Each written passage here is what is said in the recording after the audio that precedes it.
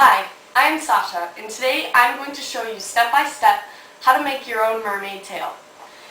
First, you are going to need a few things. You're going to need some fabric, you're going to need matching thread, you're going to need a sewing machine, and stuff that goes with it like scissors and sewing pins. You're going to need some poster paper, a piece of chalk, and that's about it. Alright, first I'm going to talk about fabric. You can buy fabric at your local craft store, Joann Fabrics. What you're going to do is you're going to find the dance and swimwear fabrics. Those are the ones that are made to get wet. You can find it in all sorts of colors. You can find it in a holographed shiny fabric, and you can find it in metallic, and you can find just cool patterns and stuff. Here I've picked a nice teal color, and I'm going to show you what that looks like with this. I already took some fabric off to make my swim top, and this is what it will look like. See how shiny it is? Very shiny, very cool. Alright, when you have your fabric, next thing we need to do is make pattern. This is my pattern. It's actually pretty easy to make. There's a little bit of math involved, not much, but I'm going to show you how to make this pattern. You're going to need some poster board paper. If you can find really long paper, this long, that would be really great, but I just took a few different sheets of poster paper and taped them together. Once you have a center on your pattern, which is this crease right here, all you're going to do is take a piece of masking tape, right? Long enough for the tip of your toes to your belly button. Now take it and measure on it every 2 inches, 3 inches down, whatever you prefer, and you're just going to stick it right on you. Right. I'm going to stick it on your leg, so now you have a measurement of 2 inches down, all the way down, going through your legs. What you're going to want to do is you're going to want to take a piece of string, or if you have flexible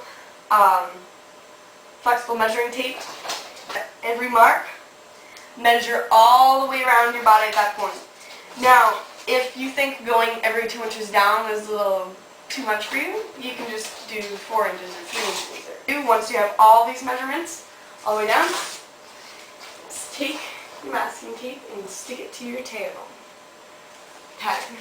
So you're going to take all those measurements and you're going to divide them all in half. So when you map that out on your pattern, it will look like your legs. Now, to make the fluke, you need one of two things. You can either go out and buy regular swim fins to put inside your tail, or you can buy Monofin. I prefer the Monofin. It gives you really good propulsion in the water, and it's pretty flexible. It holds up the shape of the fluke really well, whereas regular swim fins, when you're swimming with them, they kind of flop around. You got to keep them straight and everything, and it doesn't hold up all of the fabric in the fluke part of the tail very well. So I highly recommend a Monofin. But once you have your basic leg shape on the paper,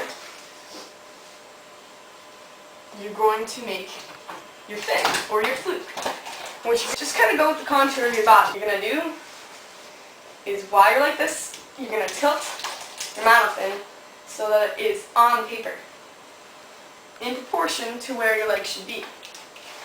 And then just take the Monofin off where you think it should be on your ankles, and just trace it.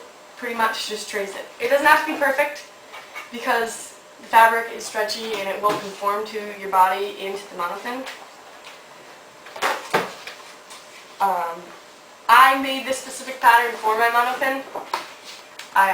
See, this is just the Monofin shape, and I'm adding all these little things in the back. So that's why I have that up here. I suggest you just make a regular pattern and then add it on the back like I did. That way you don't have to keep cutting your pattern and redoing it. Alright, now that you have your pattern made, you're going to transfer it onto your fabric. What you want to do with your fabric is fold it in half with the pattern sides facing in toward each other. You want the back side showing. Take your pattern and put it on your fabric. So put your pattern on your paper, and you're just gonna, I prefer to use like chalk or pastels. This is like chalk pastel. And you're just gonna trace all the way around the tail. Trace all around your fabric with that. Once you've done that, you're going to paint your fabric. What you're going to do is you're going to take a sewing pin and put it in your fabric every few inches all the way around that line you just did. Once you have your fabric traced and pinned down, you're going to cut it out. Find some sharp scissors and cut away. What you're going to want to do is you're going to want to cut all around the tail, leaving an inch of space.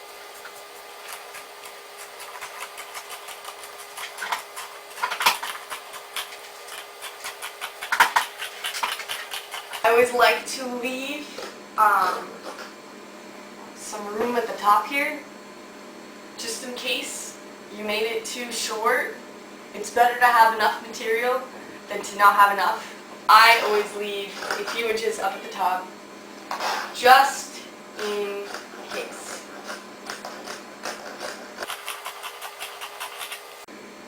Now my tail may be a little different from your tail, especially this fluke area.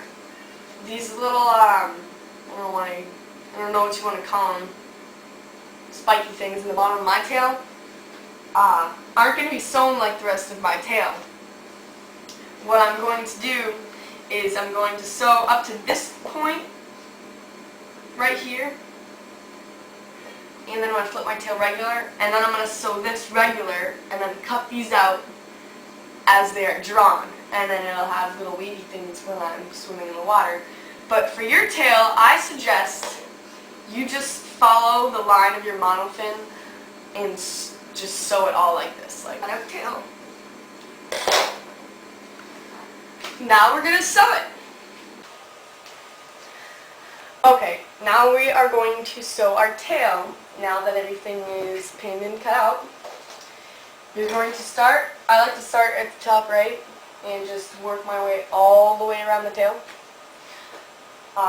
Like I said before, I'm going to start sewing a few inches up, just in case we start to sew.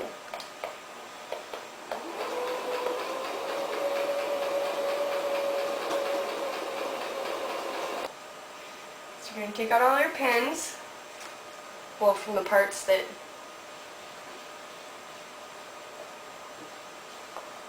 the last thing you need to do is hem the top. What you're going to do is you're going to cut down the sides up here so that there isn't a lot of extra fabric. What you're going to do is you're going to take this and you're going to fold it over. Fold it over and just put a few pins in it.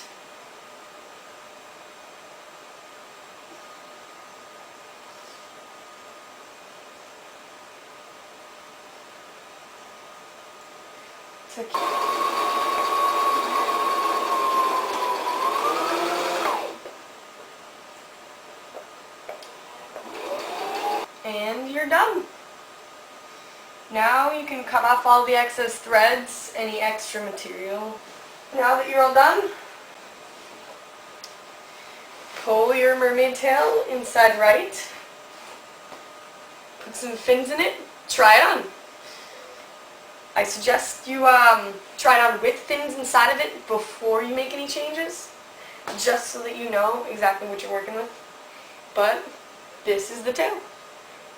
And there you have it, your very own self-made, fully swimmable mermaid tail. Thanks for watching, you guys, and I really hope you enjoyed this. So happy tail making. If you do make a tail, feel free to send me a picture because I would really appreciate it. So thanks for watching. Bye!